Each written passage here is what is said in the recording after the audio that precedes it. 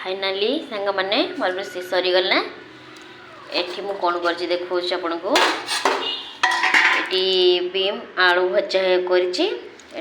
बंधा कोबी को आलू भजा भी करी भजा करी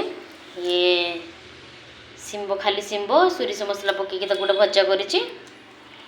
देखु बैगण पोड़ा पियाज सुखा लंका भी पोड़ा सोरिष तेल लुण धनिया पत्र ताको आम एमती चकड़ी दबा दड़ी देकी बैगण को सहित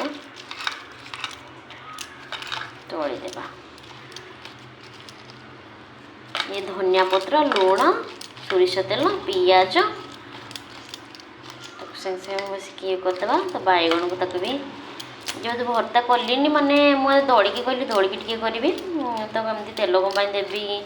से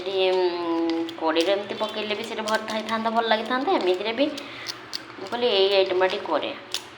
तो बैगण पोड़िकी रखिकी छड़ेकी भल से देखिकी रखी ये सुखिला लंका को पोड़ी देती सब पोड़ा कर देती बैगण को सहित दड़ी दबा।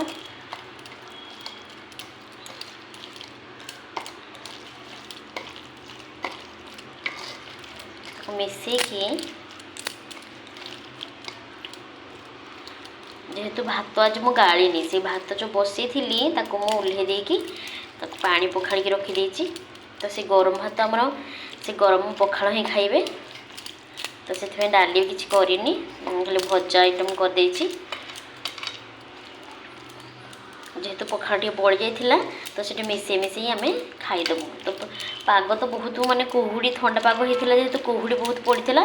एबे टिके खरा आसी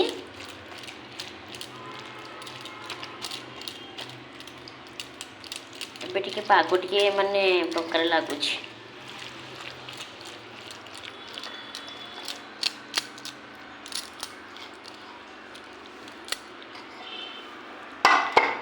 रेडी हो गला देखु आसतु खाली कि खाइबे सब सरीगला।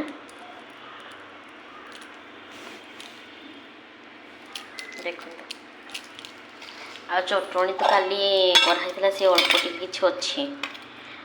एक बासी जी रखिकी खाइब से भल लगे तो फ्रिज में मुझे चटणी रखी थी तो चटणी बैगण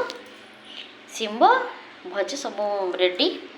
एबे तो 12:30 होपर्यंत कहीं खाइबेनी तो खाली रोषे करके रखी था तो कहीं खाइबेनी गोटे 1:30 समस्त स्टार्ट करेंगे तो सब घोड़े की सब रखीदेवी बर्तमान आबे किसी ना रेस्ट टिके कौन करेंगे टे पाख पड़ोसा घर को जी से खरार छिड़ा हाँ चलो।